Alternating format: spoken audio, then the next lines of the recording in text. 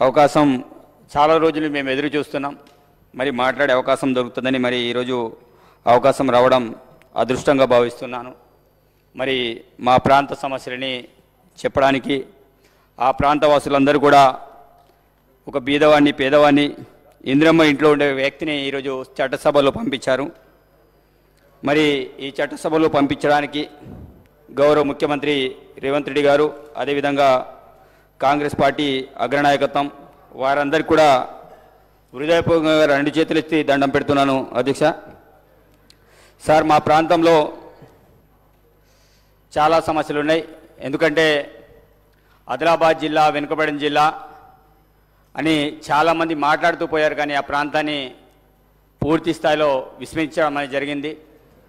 విద్యాపరంగా కావచ్చు, వైద్యపరంగా కావచ్చు, వ్యవసాయ పరంగా కావచ్చు, అగ్రభాగంలో ఉన్న ఆదిలాబాద్ జిల్లా మరి ఆ ప్రాంతాన్ని అన్ని రకాలుగా వెనుకకు నెట్టేయడం అనేది జరిగింది. నా నియోజకవర్గం ఖానాపూర్ నియోజకవర్గంలో మరి పూర్తి స్థాయిలో అడవులతో కూడుకున్న జిల్లా కవ్వాల్ టైగర్ జోన్ ఏరియా. నా ప్రాంతంలో మరి ఆనాడు కాంగ్రెస్ హయాంలో కట్టిన కడెం ప్రాజెక్ట్ మరి ఇప్పటి వరకు కూడా దాని యొక్క మరమ్మతులకి ఎలాంటి నోచుకోలేదు. మరి ఆనాటి ఐటీ శాఖ మంత్రివర్యులు తారక రామారావు గారికి ఆ కడెం ప్రాజెక్ట్ ఎక్కడుంటో తెలియనటువంటి పరిస్థితి. 2 సార్లు తెగడానికైనా కనీసం గ్రీసుకు కూడా డబ్బులు పెట్టిన పరిస్థితి. మరి ఈసారి గౌరవ ముఖ్యమంత్రి మరి మొట్టమొదటిసారిగా మా ప్రాంతానికి రావడం, మరి మా ప్రాంతం నుంచే అభివృద్ధికి శ్రీకారం చుట్టడం, ముఖ్యమంత్రి గారికి హృదయపూర్వకంగా ఉమ్మడి ఆదిలాబాద్ జిల్లా పక్షాన ఖానాపూర్ ప్రజల పక్షాన ధన్యవాదాలు తెలియజేస్తున్నా అధ్యక్ష. ఎందుకంటే మేము చెప్పిన వెంటనే కడెం ప్రాజెక్టు మరమ్మతుల కోసం 5,47,00,000 శాంక్షన్ చేయించడం అనేది జరిగింది. అదేవిధంగా సదర్మట్ కెనాల్ నిర్మాణం కోసం మొన్న అనౌన్స్మెంట్ చేయడం అనేది జరిగింది. దాంతోపాటు మా ప్రాంతంలో నీటి సమస్య అత్యధికంగా ఉంటుంది.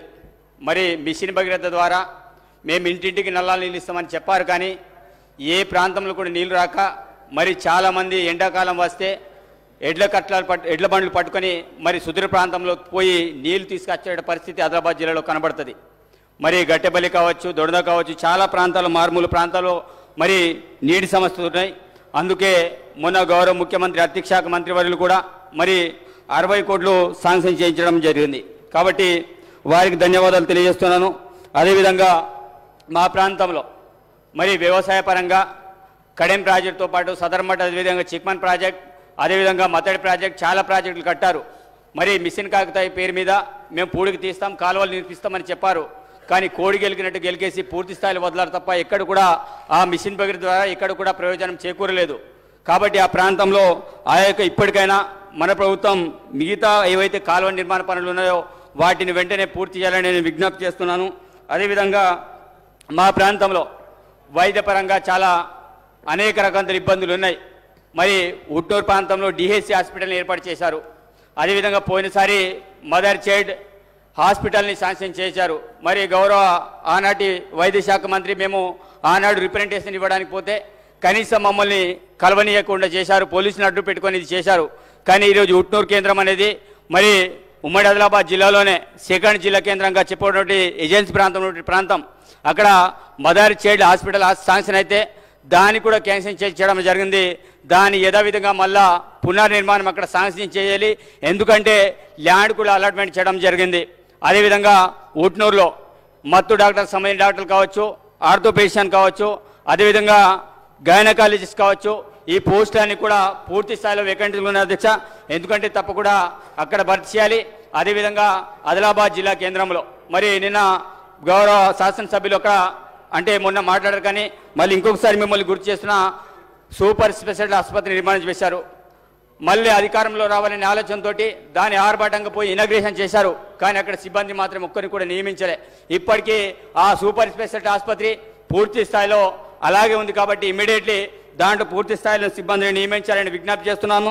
అదేవిధంగా మా ప్రాంతంలో మరి అదేవిధంగా ఆదివాసుల సమస్యలు, మరి పోడు భూములకు సంబంధించిన అంశం, మరి నేను కూడా గతంలో పేసా కోఆర్డినేటర్గా పనిచేశా. మరి తీర్మానాలు చేశాం, మరి పంపించాం. మరి ఎలక్షన్ కంటే ముందు పట్టాలు ఇస్తామని ఒక్కొక్కరు 4 ఎకరాల పొజిషన్లు ఉంటే వాళ్ళకి కేవలం 10 గుంటలు 20 గుంటలు పట్టాలు ఇచ్చేసి చేతులు దులుపుకున్నారు. కానీ ఎవరు కూడా పోడు భూములకు సంబంధించిన పట్టాలు రాలేదు. కాబట్టి తప్పకుండా వాటి మీద కూడా ఇమ్మీడియట్లీ పోడు భూములకు సంబంధించిన సమస్యను పరిష్కారం చేస్తారని, అదేవిధంగా ఇంకో సమస్య, ఆనాడు కాంగ్రెస్ పార్టీ హయాంలోనే ఐటీఐలు ఏర్పడినాయి. ఏటూరు నగరం కావచ్చు, భద్రాచలం కావచ్చు, అదేవిధంగా ఊట్నూరెడ్డి కావచ్చు. కానీ ఇప్పటి వరకు కూడా దానికి సిబ్బంది నియమించలే. అది ఉన్నటువంటి సిబ్బందిని కూడా పూర్తి స్థాయిలో తీసేసి మళ్ళీ రిక్రూట్మెంట్ చేయకుండా పూర్తి స్థాయిలో యథావిధిగా ఉంది దిశ దాన్ని పూర్తి స్థాయిలో మళ్ళా ఇది చేయాలని కోరుకుంటూ, మరి ఉట్నూరు కళాశాలలో ఆనాడు డిఎడ్ కళాశాల ఉండే, డిఎడ్ కళాశాలను కూడా పూర్తి స్థాయిలో మళ్ళా యథావిధిగా కొనసాగించాలి. బిఎడ్ కళాశాల ఏర్పాటు చేస్తారు కానీ సిబ్బంది ఇప్పటివరకు నియమించలేదు. అదేవిధంగా జీవో నంబర్ 3 అధ్యక్ష, మేము ఆనాడు ఆ ప్రాంతంలో ఉద్యోగాలు రావాలంటే వెనుకబడి ప్రాంతంలో తప్పకుండా జీవో నంబర్ 3 ప్రకారం ఉద్యోగాలు వస్తుండే. మరి ఆ జీవో నంబర్ 3ని ఆయన ప్రభుత్వం ఎత్తివేయడం అనేది జరిగింది. తప్పకుండా యథావిధిగా జీవో నంబర్ 3ని యథావిధంగా కొనసాగించాలి. అదేవిధంగా ఇంకొకటి సమస్య, ఏజెన్సీ ప్రాంతం అంటే అక్కడ ఆదివాసులం అందరం మా లీడర్లు కావచ్చు అందరు కాదు చాలా సందర్భాల్లో మాట్లాడుతుంటారు. మరి నాన్ ట్రైబల్ సమస్య, మరి ఆనాడు పహానీలు ఇచ్చినటువంటి ప్రభుత్వం మరి బీఆర్ఎస్ పార్టీ అధికారంలో వచ్చిన తర్వాత, సార్ ఒకటే నిమిషం సార్, బీఆర్ఎస్ అధికారంలో వచ్చిన తర్వాత మరి ఏజెన్సీ ప్రాంతంలో నాన్ ట్రైబల్కి పహానీలు ఇవ్వడం కానీ, అదేవిధంగా వాళ్ళకి బ్యాంక్ రుణాలు ఇవ్వడం కానీ బ్యాన్ చేయడం అనేది జరిగింది. మేము బాబాసాహెబ్ అంబేద్కర్ చట్టాన్ని మేము గౌరవిస్తాం, ఫిఫ్త్ షెడ్యూల్ని గౌరవిస్తాం. కానీ అక్కడ నాన్ ట్రైబల్ యొక్క సంబంధించిన సమస్య ఏదైతే ఉందో మరి వాళ్ళందరూ కూడా గతంలో బ్యాంక్ రుణాలు ఇస్తే దాన్ని పూర్తిగా బ్యాన్ చేయడం అనేది జరిగింది. గతంలో హరీష్ రావు గారు వచ్చి మరి ఉట్టూరులో మీటింగ్ పెట్టి మీ అందరికీ పట్టాలు ఇప్పిస్తాం, మీ సమస్యని పరిష్కరిస్తామని మాట్లాడరు తప్ప, ఆ కేవలం ఓట్ల కోసం మాట్లాడరు తప్ప నిజంగా ఆ సమస్యని పరిష్కారం చేయడానికి మాట్లాడేది అధ్యక్ష. కాబట్టి మేము కోరుకునేది ఒకటే, ఈరోజు నాన్ ట్రైబల్ చట్టాన్ని ఒకవైపు రక్షిస్తూనే అక్కడ నాన్ ట్రైబల్ సోదరులకి మరి ఏజెన్సీ చట్టాలను కాపాడుతూనే అక్కడ నాన్ ట్రైబల్ సోదరులు కూడా ఆ యొక్క సమస్యని బ్యాంక్ రుణాలు ఇచ్చేటట్టు మీరు ప్రయత్నం చేస్తారని నేను కోరుకుంటూ, మరి జీవో నంబర్ 3 కావచ్చు, అదేవిధంగా ఆ ప్రాంతంలో ముఖ్యంగా టైగర్ జంతువు సమస్య, మరి కనీసం అడవికి కట్టెలకు వెళ్ళినటువంటి పరిస్థితి, మరి పారిశ్రామిక అధికారులు చాలా రకాలుగా ఇబ్బంది పడుతున్నారు. అదేవిధంగా రెన్యువల్ రోడ్స్, మా ప్రాంతంలో రోడ్లని కనీసం గతంలో 20 సంవత్సరాల క్రితం వేసిన రోడ్లని కనీసం మళ్ళా మేము రోడ్లు రెన్యువల్ చేస్తామంటే కనీసం రోడ్లు లేని పరిస్థితి. కాబట్టి తప్పకుండా మా ప్రాంతంలో ప్యారెస్ సమస్యని పరిష్కరిస్తారని, అదేవిధంగా బిఎడ్ కళాశాల, అదేవిధంగా మిగతా అన్ని అంశాల మీద ప్రత్యేకమైన దృష్టి సారిస్తారని మరి నాకు ఈ అవకాశం ఇచ్చినందుకు ప్రత్యేకమైన ధన్యవాదాలు తెలుస్తూ సెలవు తీసుకుంటున్నాను అధ్యక్ష. ధన్యవాదాలు. గౌరవ సభ్యులకు విజ్ఞప్తి, మీ నియోజకవర్గానికి సంబంధించిన ఒక్క సమస్య పైననే ప్రస్తావించవలసిందిగా మిమ్మల్ని కోరడం అవుతున్నది. మరి అదేవిధంగా డాక్టర్ చిట్టెం ప్రాణికారెడ్డి గారు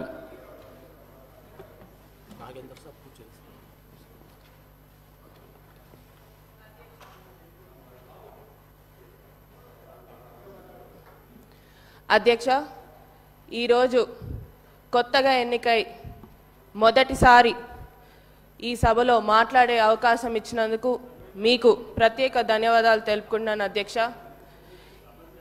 మెయిన్గా ముందుగా మా నారాయణపేట నియోజకవర్గం అంటే ఎప్పుడైనా గుర్తొచ్చేది వెనుకబడ్డ ప్రాంతం, ఎప్పుడు కూడా పట్టించుకోలేదు, నీళ్ళ సమస్య చాలా ఎక్కువగా ఉంటుంది.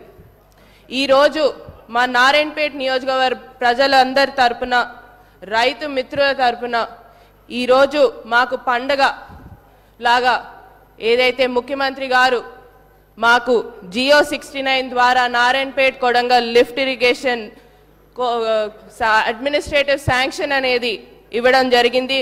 2,945 కోట్లు ఇవ్వడం జరిగింది.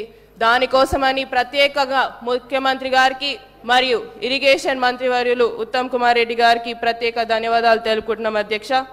దీనికోసం ఇప్పుడు దాకా మా రైతులు చాలా కష్టపడ్డారు.